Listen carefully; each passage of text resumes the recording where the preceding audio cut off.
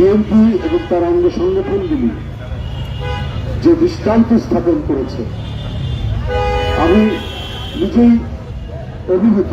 আমি দলের লোক, তারপরে অভিভূত হলে আপনারা অনেকে মনে করবেন যে আপনারা তো বলবেন এই কথা, কিন্তু আমি দেখছি মানুষ হিসেবে, দল থেকে আমি একটু বাইরের দিকে দেখি সাধারণ মানুষ হিসাবে আমি অভিভূত। এই কারণে একটি রাজনৈতিক দল তো গড়ে ওঠে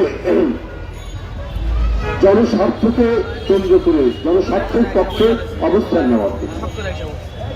5ই আগস্টের পর অন্তর্বর্তীকালীন সরকার যখন গঠিত হয়েছে, অন্তর্বর্তীকালীন সরকার চেষ্টা করছে, আমরা সরকারের নানা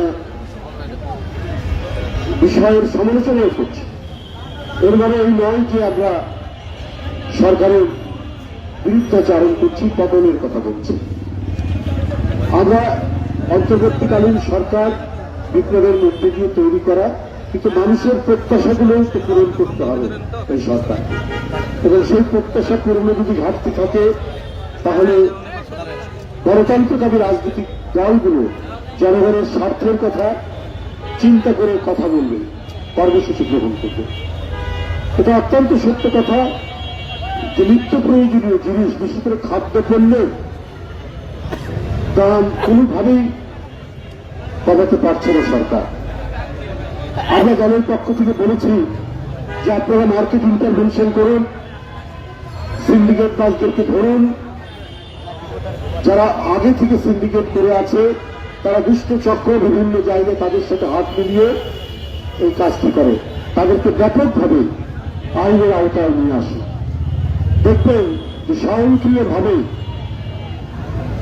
জিনিসপত্রের দাম কমবে। মাঠে উৎপাদিত পণ্য দ্রুত বাজারে নিয়ে আসার জন্য এবং এখানে মধ্যস্বত্ব ভোগীরা যাতে কোনো ধরনের হস্তক্ষেপ করতে না পারে, তাদের কালো হাত যাতে প্রসারিত হতে না পারে, এই কারণে মধ্যস্বত্ব ভোগীদেরকে আপনারা চিহ্নিত করুন, তাদেরকে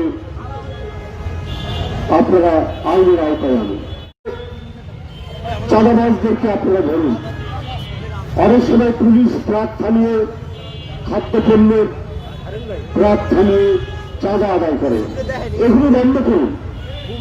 দেখবেন যে জিনিসপত্রের দাম এমনি কমছে। আমরা এটা বলি না যে সরকারের কোনো লোক এগুলোর সাথে জড়িত, তাদের আন্তরিকতা আছে, কিন্তু তাদের উদ্যোগ কম, উদ্যোগ কম।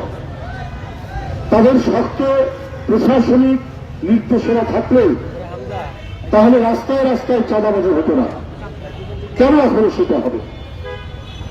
এইরকম পরিস্থিতিতে যদি আগের আমলের চেয়ে এই আমল মানুষ যদি স্বস্তি এবং শান্তিতে না থাকতে পারে তাহলে তো মানুষ হতাশ হবে। জিনিসপত্রের দাম, আনাজপাতির দাম, শাকসবজির দাম কমেনি। এইরকম মুহূর্তে জাতীয়তাবাদী কৃষক দল ঢাকা মহানগরীর বিভিন্ন এলাকায় তারা পর্যাপ্ত শাকসবজি কিনে বরং অনেকটা ভর্তুকি দিয়ে তারা জনগণের কাছে বিক্রি করছে। এইটাই হচ্ছে গণভিত্তিক রাজনৈতিক দলের বৈশিষ্ট্য, যেটা তুহিন এবং বামুনের নেতৃত্বে কৃষক দল করছে।